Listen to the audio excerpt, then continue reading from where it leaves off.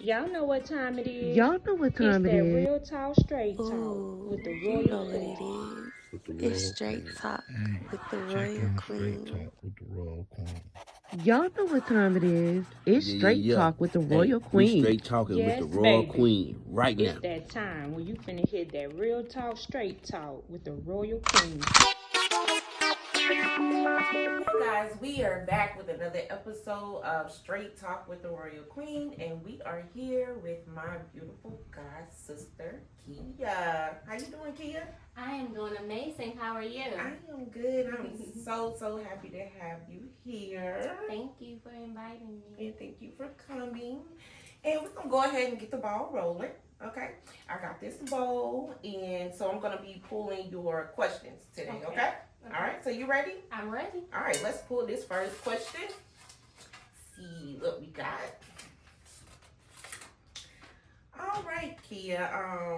What are some of your proudest moments in your life? Some of my proudest moments, I would say, would include getting married, having my children, watching them grow, and starting my business. I know that's right. I know that's right. All right. All right, we're going to go to the next one. Let's see what we get. All right. What is the first thing you do when you get up in the morning? My days start off very, very intentional. I wake up before anybody wakes up in my house. I wake up praying. I pray over my husband. I pray over my children. I pray over my business. I walk the floors. Literally, I literally walk the floors, anointing my house, anointing my kids' rooms.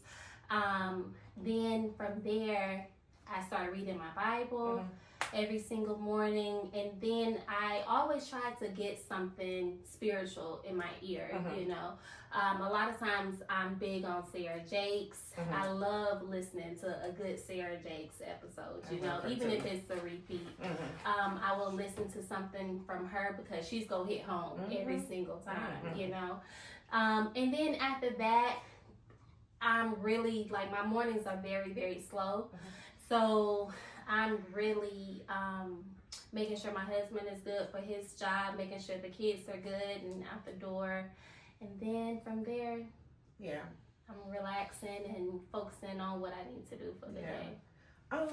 You know, I am one of those ones that love to anoint my house. How important do you think that is for people to anoint their household? I think it's very important because of the simple fact that the devil is always busy. He's working even when we don't think that he's working. I'm big on always acknowledging God and just making sure my steps are ordered by him, you know, because as soon as you get complacent, as soon as you start thinking that nothing can happen, you know, that's when the devil slips in. You know, they always say that the devil just needs a crack, right? So as soon as I know for a fact, as soon as I come off of my wall as the intercessor of my family, that's when my children start acting up. That's when business start going bad, you know? So I just make sure that I continue to anoint my house, you know? And with children, you know, you just never know. My kids are growing to be teenagers and stuff, but it's always good for me to set that foundation for them, you know? So I love that, Kia. I love that right there. All right, let's get to the next question. What mistake were you glad that you made, and what did you learn from it? I would say one of the mistakes that I'm learning now is with my children. You know, me and you talked before about us as parents always trying to make life easy for them. You know, it's hard for me as a mother to see my children fail. It's hard for me to see them fall on their face because as a mother, I just want to save them from everything. So I think that from the beginning, my mindset was make everything easy for them, you know? But it kind of wound up biting me because the world isn't set up for that, you know? And we're trying to teach them and mature them to be young, responsible adults and stuff. And now it's hard for them to think for themselves in this generation. You know, everything is such a popcorn society for them. They want everything so fast. They lack those critical thinking skills because they know that their parents are going to be there to save them. So I'm trying to rewire my brain to say, okay, if you fall, you fall. Let me step back, you know. I'm not going to let you drown, but I'll let you fall, you know. And I definitely know that it'll be different this time around with my third child. Do you think that at this point in our lives that we have come to grips with,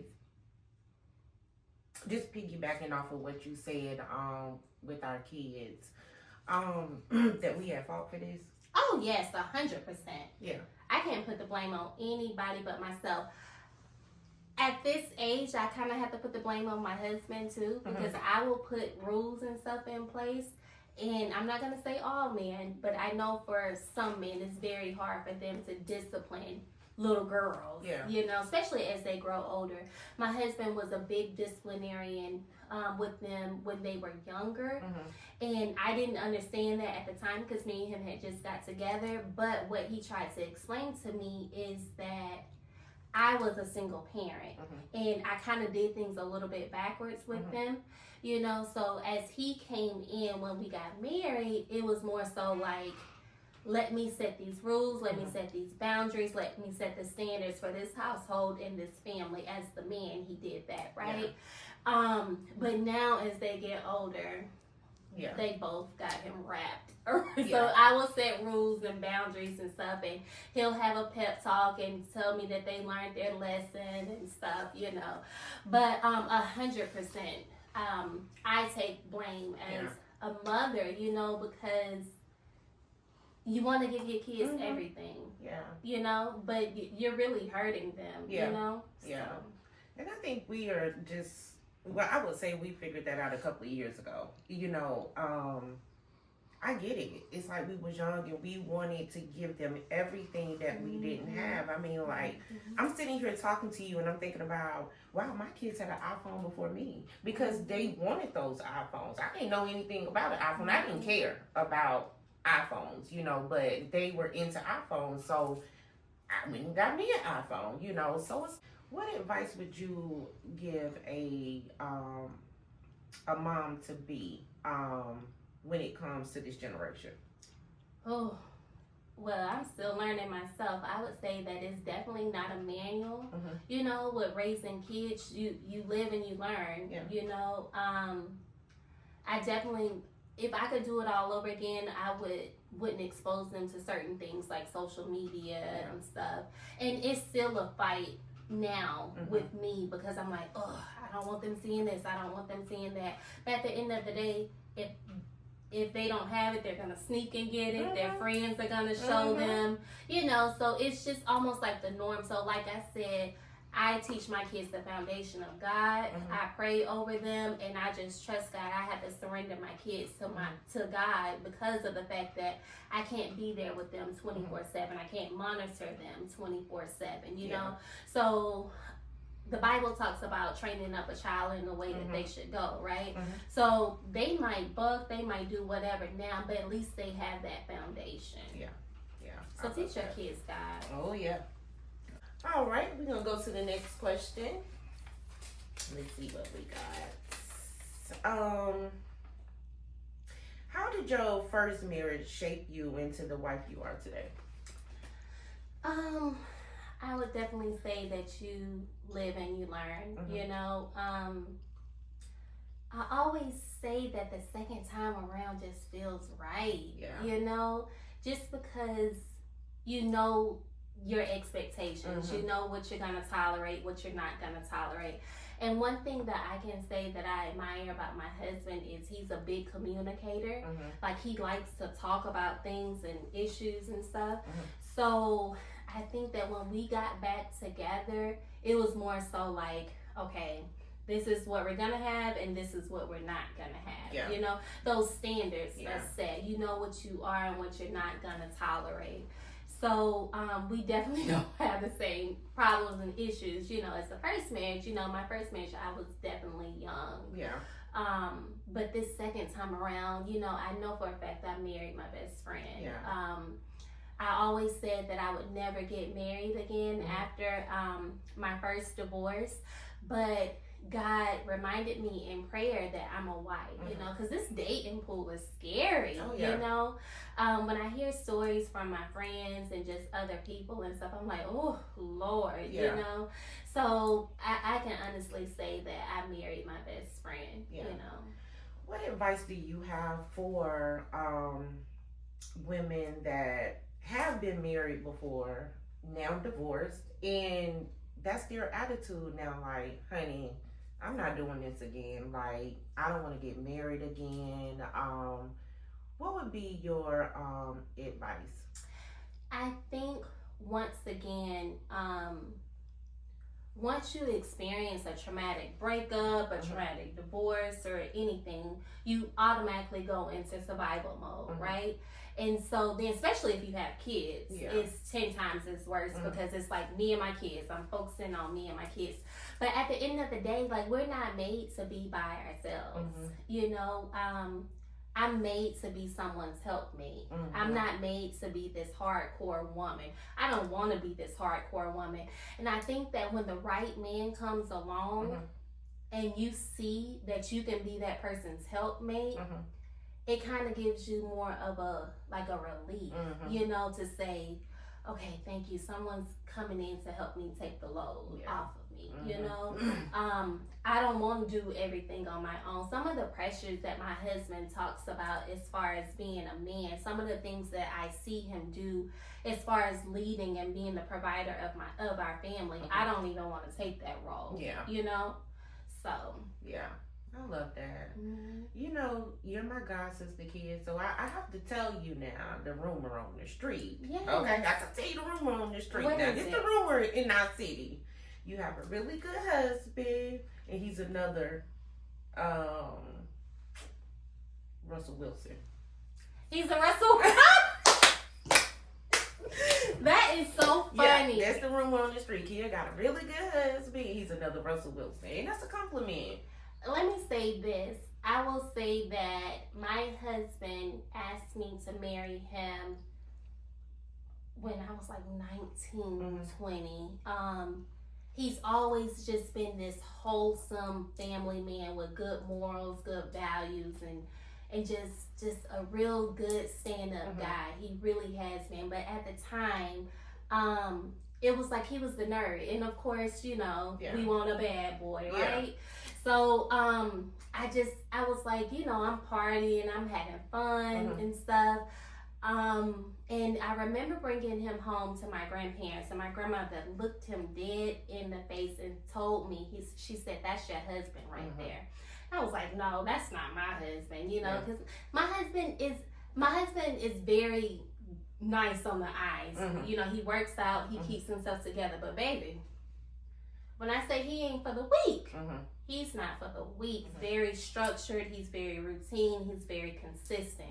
At any given time of the day, I can tell you where he is, what he's doing, because he does the exact same routine every single day, And I used to be like, oh, that's boring, I have to switch it up, I have to do this, I have to do that.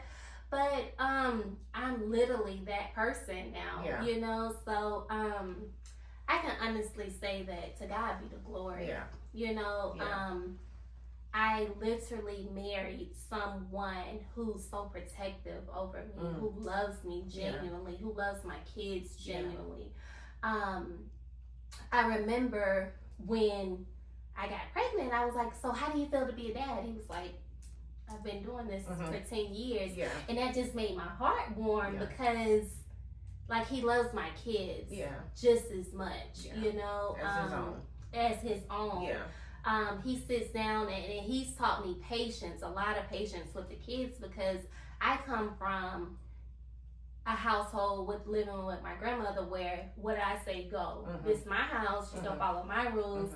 And my husband gives them a voice, and and lets them talk, Yeah. and he wants to know this and make sure that they're thinking things through, and that wasn't me. Yeah. But now I'm learning and rewiring myself to say, well, you know, that you can't parent these kids like how our parents did us, because they're gonna 100% rebel on you. Yeah. You know, And so. I had to learn that the hard way too, because I think my daughter might have was in the 7th grade, and she came to me one day and she was like, "Mom, you always point out the bad things I do." You know, she was like, "You always point out the bad things I do," and she was like, "But you never point out the good things." You know, I'm just fussing and cussing. You know what I'm saying?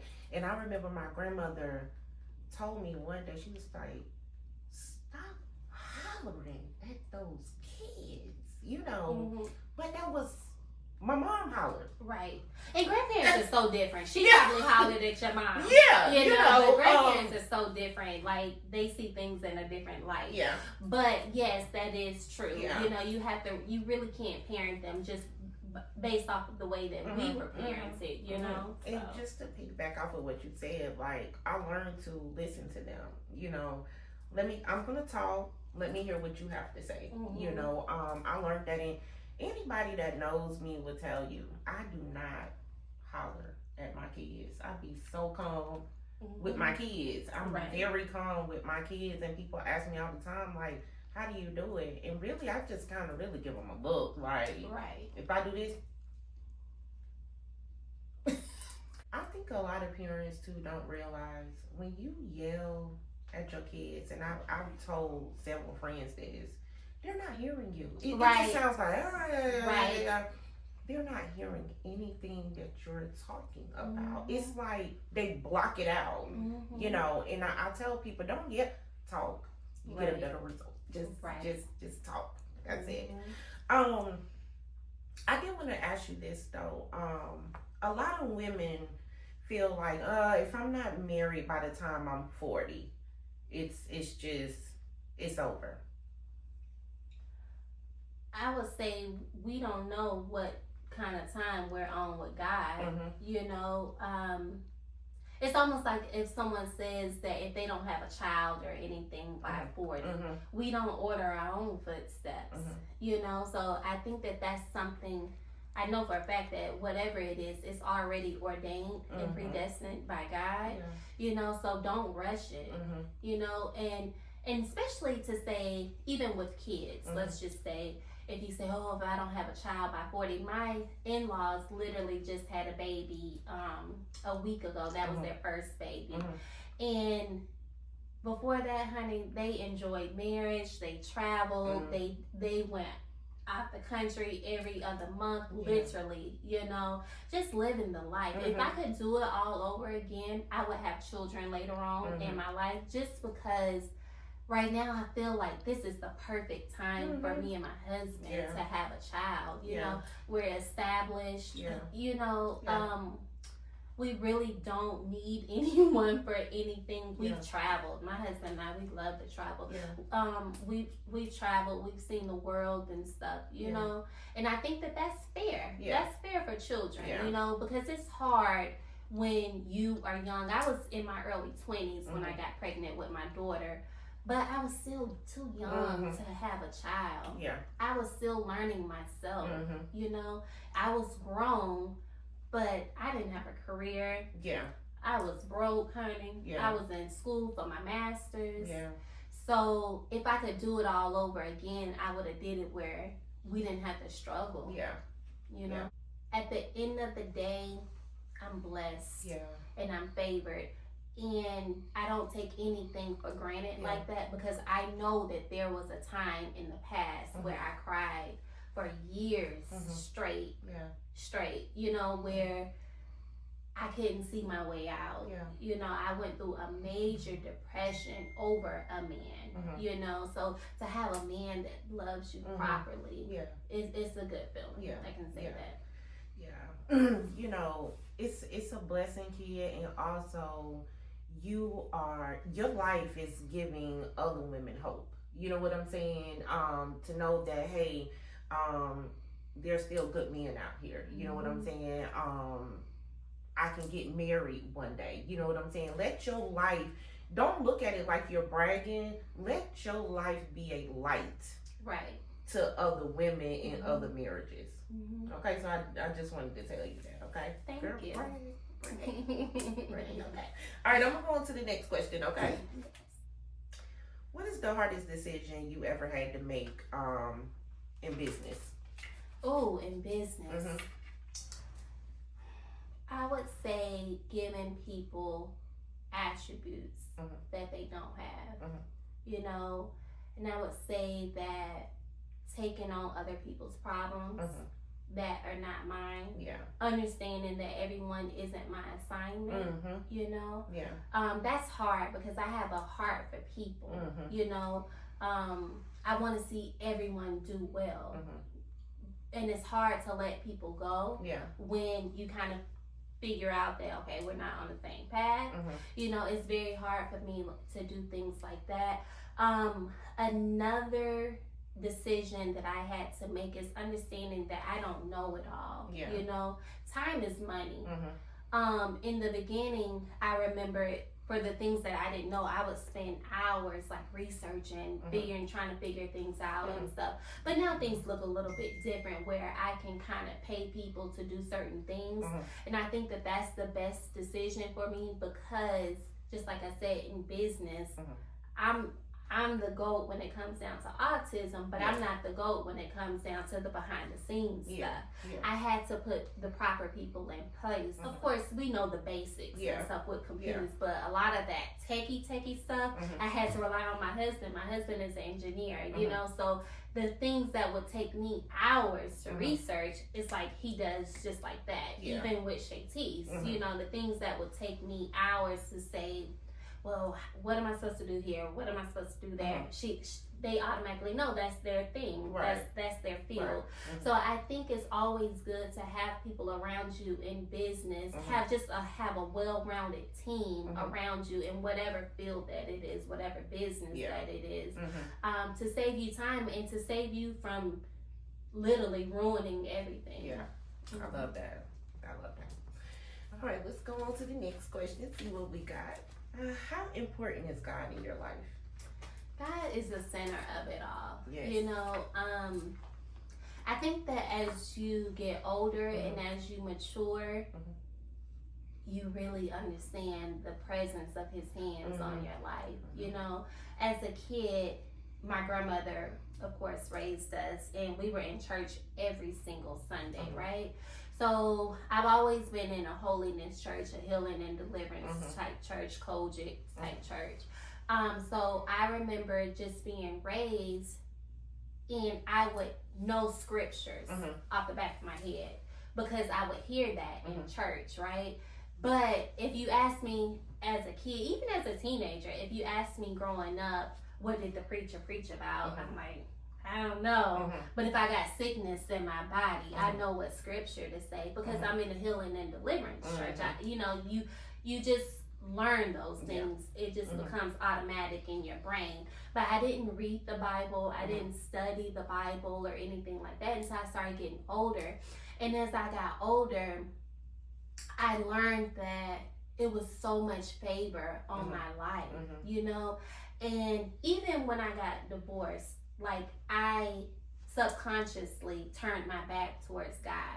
I stopped going to church, you know, anything spiritual that people were telling me was just kind of like went through one ear and out the other, you know. But it was almost like I turned my back on God, and God, you still love me. You still made a way. I went through it, and you still brought me out, even in a season where I wasn't speaking to you. You still made it happen for me, you know. So a lot of that was guilt for me, but it made me get on my face even more, you know, and it made me trust God even more. I like to tell my friends, man, like, because I'm that friend my friends call, and my favorite line is, don't God always work it out in the end? And I'm just a strong believer of that, no matter what. Like, don't God always work it out in the end? You know, Kia, I love what you said there because it's like I know people get upset and sometimes you just get those thoughts. You know what I'm saying? Like, oh, she don't piss me off. You know, whatever. Blood. Yeah, but you know, I learned my lesson like real early when it comes to karma. I learned that lesson real early. Like I remember I flat somebody's tires. Like, and I didn't flat one, I flat two. Okay, because I know you got a spare. And a week later, I had to buy some tires, and that was my first lesson right there, like with karma. So I'm a strong believer in karma. I did something a couple of months ago, and I was telling my homegirl Cicely about it, and I told her straight up. I was like, I know I'm gonna get my karma for this. Right. It wasn't nothing like that, but it was small. But I still knew I was gonna have to, you know, pay for it or whatever. So if 2 months went by, I called her and I told her that it happened to me, and I wasn't even mad because I was like, girl, that was just my karma. Like I knew it was coming. You know what I'm saying? I didn't know when, but I knew that it was coming. But even though that was just something small and, you know, tiny or whatever, I just try to do right by people. Yes. You know what I'm saying? Like I try to do right by people. Keeping your hands clean. And to be honest, like I don't even hang around people that don't have a relationship with God. Right. I don't hang around people that, you know, I don't hang around people who can't afford anything, who don't have anything. Exactly. Yeah, exactly. How did becoming a mom change you? My kids changed my whole world. I think me and you talked before, and I told you that I was a very self-centered person. For people who know me, know that I was, you know, but everyone knows me to be this nice, genuine person, and I've always been that. You know, you can't make that up. You can't fake that. Yeah. You know, I've always just been like just a good, genuine person. But baby, I've always been the baby. You know, and my grandparents, I was raised by my grandparents and my dad, and they centered their whole life around me and my sister. We got everything that we wanted. Now, we understood the grind. 100% we understood the grind. It's not like how these kids are now. But everything was about me, you know, especially with my granddaddy. Yeah. You know, my granddaddy made sure that I was well taken care of. I did no wrong in his book, you know. So, whatever it is, I was grown and they were still like paying bills for me, you know, just always looking out for me. I've always just been the baby, you know. So when my kids were born, things just instantly changed for me. I knew life wasn't just about me anymore. So they matured me. Yeah. I love that. Yeah. Yes. Kids will mature very quick. Yes. All right, let's go to the next question. Let's see what we got here. All right. Kia, what is something people will be surprised to know about you? Not everyone knows how silly I am. I always tell people that growing up on the bus, I rode the bus with everybody that you can think of that could roast, baby. From Ricky Moss to AJ to Big Chris, Lil Zach, all of them. You either sink or swim on my bus, baby. They will roast you down. And so even Ty Willingham rode our bus too. And if you know any of them, you know that they are like jokesters, right? So just like I said, you either sink or swim. And I remember it would be people that would like dread riding our bus. But baby, me, I'm ready for you to get on me. You know, because I love to joke. I love to roast people. But I don't do all of that anymore. But I'll come out of retirement if I have to. Okay. Like it. You heard my gossip. Yeah. All right. All right, let's go to the next question. See what we got. What are some challenges you had to face with opening your business? Oh, a lot. Some things that I knew, some things that I didn't know. Me and you talked about one time I went to go buy my first van during the middle of COVID, and this was during that chip shortage, you know? So it was like van shortages. And I remember going to the dealership, and when I pulled up, they came out, he looked all in my car. And I told my husband, I was like, that's strange, you know? And either way it go, we did the paperwork, and he was like, my credit score was phenomenal and everything, but he needed me to put $10,000 down as a down payment. So my husband was looking at him like, what? And so he tried to explain to us that because it was a commercial van, that those were the requirements. So I wound up calling my mentor, which is my aunt, who's in the same field, similar field as me. And she was like, I've never heard of that, you know? And so either way go, I told my husband, I'm like, I'm getting ready to open up in 2 weeks, you know? Let's just go ahead and give them the money. My husband was like, no, that doesn't even make sense.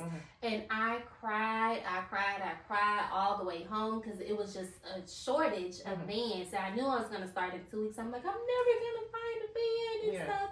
And then come to find out, my husband did all his research and stuff the next day, and I wound up getting another van. And I didn't have to put anything down, you know. They get dealerships to play with you like that. But my husband kept saying he knew by talking to you how desperate you were. You know, your credit score is good. We never put down money for a car, you know? But I was thinking, yes, we've never put down money for a car, but at the end of the day, this is a commercial van, like you said, and we've never done that before, you know? So those type of lessons, just like I said, when I first opened up, I worked for 7 days straight. I was away from my family, always working all the time. But I knew that I had to grind. That was just one of the things that I had to do to get me to where I am today. You know? I think a lot of people don't realize, Kia, the work that you put in behind closed doors with building your business. Right. You know, right. I think people see, you know, Kia now, yes. But they don't know the work that you know what I'm saying, the blood, sweat, and tears that you had to put in opening your business. You know what I'm saying? It's a lot, and people don't understand that sometimes. You know, definitely. But of course, if I could do it all over again, I would do it 100%. Yeah, absolutely. Yeah, absolutely. Yeah. Yes. I love it, girl. Keep doing what you're doing. All right, let's go to the next question. What is something you know now you wish you had known 5 years ago? I think that just life just teaches you all kind of lessons. You know, 5 years ago is when I started my business. You know, so just never giving up. You know, you just know that if you put in that time, if you grind, you'll get whatever you want out of life. Sometimes you just have to discipline yourself. You know, I had to take myself out of a lot of situations. When I'm zoned in on something, when I'm focused in on something, I don't care anything about having fun. You know, I don't care about missing out on a lot of things and stuff. So, really just staying focused. You know? So 5 years ago, I just wish I would have seen today. I probably would have grinded 10 times harder. And even when I told you I was taking myself out of situations, I lost some people around me, and it hurt me at that time. But I think that what I wish I would have knew from the beginning is that it was only for my good. You know, that everyone can't go with you. You know, eagles don't fly with crows. Absolutely. I know I just asked you the 5-year question, but I do want to ask you, what advice would you give the younger Kia? The younger Kia, stay focused. and stop looking for me in other people. I think that's my hardest thing. Yeah. You know, it's easy for me now. And I always tell people that running a business will kind of make you just look at people differently. It's to the point that now I don't like really being around people like that. You know, like I like to run my business and go home to my family. You know, I used to like trying to have a balance in life, you know, work hard, play hard and stuff. But my play hard is with my husband and my children. You know, I really don't care to be on different scenes and stuff. It's fun every now and then and stuff, you know. I mean, we're human, you know. But other than that, like, I don't like being around people like that, you know. So just like I said, I've always wanted a me around me. And I have a director who's my cousin who's absolutely amazing. She's been my best friend from day one. You know, we're blood cousins. And we can be around each other because we're so much of the same person, you know. But other than that, like, girl, I just want to be home. It's like my home is like my sacred place. It's peaceful to me. I love being there, and I love being in the house of God, you know. I think it comes with age too, Kia. It could be that too. Because, man, I find myself just being very antisocial. Right. You know, like... and you used to always be social? Like a social person? What? I am a social person. It's not hard for me to make a friend. Right. But I love my alone time. Me too. I love to be by myself. Like, I don't want to be bothered. Like, me either, girl. Like, it's Friday, right? Right. Normally, I'm running home, honey, to get in this bed. Right. You know what I'm saying? To chill and be by myself. Like, I enjoy being by myself. And just getting that peace, you know. So I get when you say, hey, I'm ready to get home to my family. You know what I'm saying? That like, makes sense. Because you busy for real. Right. Like, you know, it's like you said, you on a schedule. You know what I'm saying? Like, I'm on a schedule. You know what I'm saying? So when I'm off, I'm running home. Like, I'm ready to get... My piece is so important to me. Listen, it's crucial. Yes, you know? very. I just don't see how people live toxic lives and be okay with it. Like, to really live in it. You know, it's one thing if you kind of get caught up in something, but just to really just live a toxic life. I don't want to be caught up in it. Right. Right. Like, it takes too much of my energy thinking about it. You know, so. You know, it's crazy you say that because, you know, I get on social media and it's like some people just wake up every day on the BS. Like, and I be wondering, like, are you ever happy? Like, are you ever happy? Like, you every day, it's like, it's something, your post a negative. Like, I could not imagine life like that. Like, I'm a happy person. Right. I tell people all the time, don't take me serious on social media because I can post some crazy stuff in a minute. And my friends know me. I'm silly. Like, I'm outgoing, and I will wake up and just post some crazy stuff that just crossed my mind. You know what I'm saying? That's just I love me. These questions, these poll questions and stuff that you've been having. You know, I try to tone it down because, you know, my parents on there a little bit. Shout out to my god daddy, Don Young. Love my daddy. And my god daddy running ways, say. Love my god daddy, okay. Let me ask you, Kia, do you feel like you have given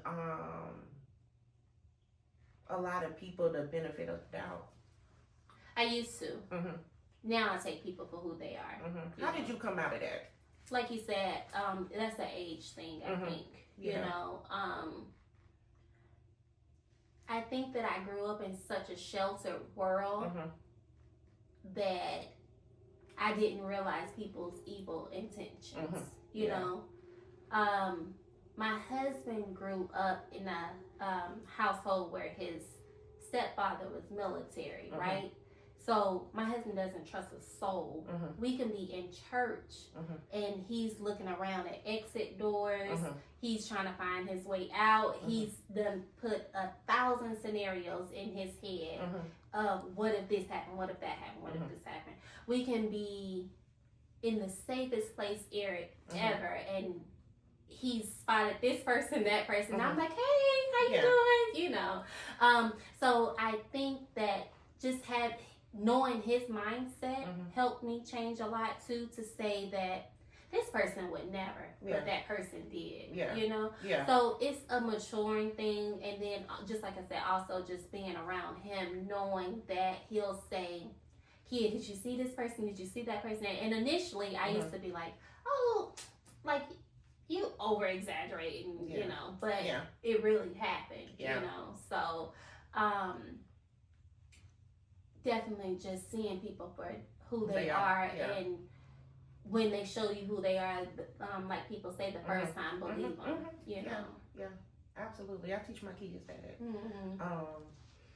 My daughter, and I know you're supposed to forgive people, but with me, if we're friends and you do something to me, that's it. We can't come back. You know what I'm saying? I forgive you like that, but there's no coming back. There's no from coming that. You know what I'm saying? Like I don't do that. Like I'm big on that because he took huge me. on it. Listen, it took me a while to get there. So because I feel big like on I'm that. such a genuine person, you know, that if me and you fall out, especially if it make it to the internet, you know. But if me and you fall out at any given time where there's no coming back from it, then it's almost like pick a side and stay there. I'm not holding any grudges or anything. But as I get older, I understand seasons. You know, that, hey, me and you, we had our run. It was fun. I loved you and I gave you my all, you know. We had our run, and that's just that. You know, you go your separate way, I go mine. And one thing I don't do is, if I ever fell out with a friend, and you was my kid's TT, you still they TT. We're grown. We're real grown. Absolutely, You know, and my kids know nothing about anything that me and you had going on. Because they're kids. You know, I don't sit around and let my kids listen to whatever I have going on when it comes down to stuff like that. You know, we're real grown over here. You know, I love that, man.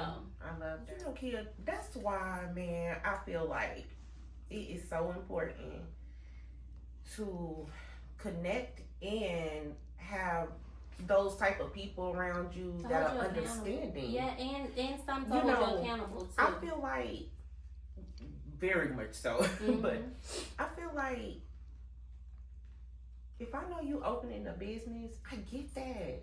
You know what I'm saying? Like, I get that, and I think friends have to realize that they have to learn how to be understanding. Number one, my friends will tell you I'm very understanding. I'm the most understanding person ever. I expect you to be understanding with me. I remember when I had to film for this Tubi movie, and I had to leave the club early that night. I wanted to stay and enjoy myself with my friends and drink and all of that, but I had to leave, and they didn't make me feel no type of way.